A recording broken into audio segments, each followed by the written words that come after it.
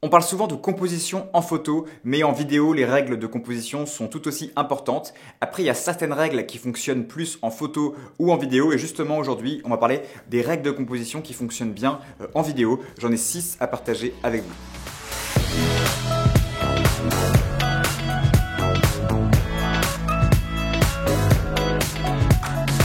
La composition, c'est quoi? Eh bien, c'est tout simplement l'agencement des différents éléments qu'il y a sur une image. Il y a plusieurs règles en fait qui régissent ce monde de la composition et qui permettent de bien composer une image. Alors ensuite, c'est des règles qu'il faut connaître, c'est les bases de la photographie et la base de la prise de vue, mais il faut savoir les dépasser. Moi aujourd'hui, je vais en partager avec vous 6 que j'aime bien et qui s'adaptent particulièrement bien au monde de la vidéo, mais il y en a plein d'autres. D'ailleurs, si vous êtes intéressé par en savoir plus sur la composition, moi je vous conseille un livre que j'ai acheté de Henri Carroll qui s'appelle Le livre qu'il vous faut pour réussir vos photos. Je vous le mets en description, c'est un super livre. Il est illustré avec plein de photos de grands photographes et le vocabulaire utilisé est très simple, donc je vous conseille fortement. Ce qu'il faut savoir aussi, c'est qu'on peut cumuler différentes règles de composition pour avoir des effets encore plus intéressants. On va voir ça tout de suite. Première règle de composition très simple qui fonctionne toujours, c'est la symétrie. Pas besoin de vous définir ce que c'est que la symétrie, c'est assez simple. Il y a beaucoup de cinéastes qui l'utilisent aussi, notamment Wes Anderson qui adore cette règle de composition. Ce qui est intéressant dans la symétrie, c'est aussi de la casser. Si vous prenez un plan qui est ultra symétrique et que vous mettez votre sujet par exemple sur le côté et qui va venir casser cette symétrie, c'est parfois encore plus intéressant. Donc pensez à la symétrie, mais pensez aussi à comment casser parfois cette symétrie qui peut être un peu trop parfaite. Deuxième règle de composition essentielle, c'est la règle des tiers. Donc c'est assez simple, vous séparez en fait votre image en 9 cases avec des lignes. À l'intersection de ces lignes, vous placez votre sujet. Alors c'est une règle de base qui est importante de connaître, mais pour moi elle fonctionne pas bien toute seule. C'est bien de la cumuler avec une autre règle. Par exemple, dans cette image-là, vous voyez que j'ai utilisé la règle des tiers cumulée avec une autre règle qui s'appelle le champ du mouvement. Le champ du mouvement, c'est quoi? C'est tout simplement de laisser en fait de l'air, de laisser de l'espace dans la direction vers laquelle votre sujet regarde. Et donc si on cumule la règle des tiers et le champ du mouvement, on peut arriver à des compositions intéressantes, alors que si on utilise la règle des tiers toute seule, par exemple là j'ai utilisé la règle des tiers toute seule, mais c'est un peu plat, ça manque pour moi d'intérêt.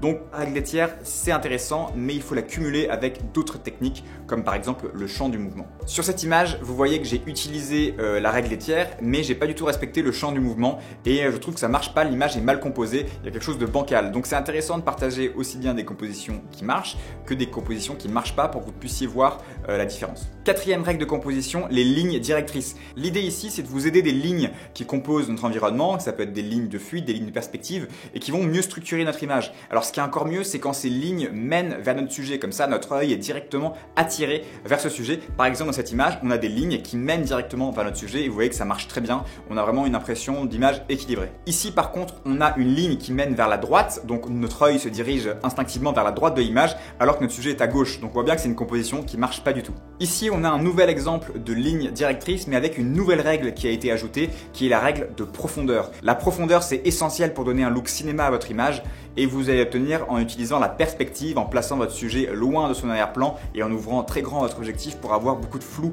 à l'arrière-plan. Et là on voit que dans cette image ça marche très bien, on a une ligne directrice qui mène directement vers notre sujet et une impression de profondeur. Donc vous voyez quand on cumule plusieurs règles de composition, ça marche encore mieux. Dans cette image, on utilise à la fois la symétrie et à la fois la profondeur et on voit encore une fois que ça fonctionne très bien. Et enfin, sixième règle de composition que j'adore, c'est le cadre dans le cadre. L'idée ici, c'est d'utiliser des objets que vous voyez dans votre environnement pour mettre un cadre dans votre image. Donc vous mettez un cadre dans un cadre puisque votre caméra cadre l'image et puis vous avez un autre cadre à l'intérieur. Et ça, c'est quelque chose que l'œil humain aime beaucoup. Ça structure l'image et ça permet d'avoir une super composition. Et encore une fois, si vous cumulez cette règle avec d'autres règles, ça fonctionne très bien. Par exemple, on a un cadre dans le cadre ici avec une impression de profondeur puisqu'on a un élément au premier plan qui est tout flou, qui cadre notre image. Et on a aussi un champ du mouvement dans cette image puisque il y a de l'espace du côté droit du personnage, ou encore ici par exemple où on a une symétrie et un cadre dans le cadre, ça fonctionne très bien. Voilà, c'était 6 règles de composition qui fonctionnent bien en vidéo et que j'aime beaucoup. Donc pour résumer, on a la symétrie, la règle des tiers, le champ du mouvement, les lignes directrices, la profondeur et le cadre dans le cadre. Évidemment, il y a plein d'autres règles de composition qui sont intéressantes comme la répétition, le minimalisme, le point de vue. Enfin, je vous laisse découvrir tout ça sur internet, il y a plein de ressources au sujet de la composition. Moi, l'idée ici, c'était de vous partager 6 règles de composition que j'aime beaucoup. Donc je vous invite à vous renseigner sur les différentes règles de composition pour vraiment entraîner votre œil et à avoir toujours en tête d'essayer d'intégrer des règles de composition intéressantes dans votre production. Mais surtout, sachez les dépasser. C'est des règles, c'est bien de les connaître, surtout au début début quand on commence, mais c'est bien aussi de savoir les dépasser pour mieux raconter son histoire. J'espère que cette vidéo vous a plu. Vous avez vu, la composition, c'est ultra simple, ça coûte rien et ça peut vraiment booster vos productions. Donc apprenez ces règles et sachez les dépasser. Si vous avez une question, laissez-la moi en commentaire, je vous répondrai. Abonnez-vous si ce n'est pas encore fait et surtout, sortez et faites des vidéos.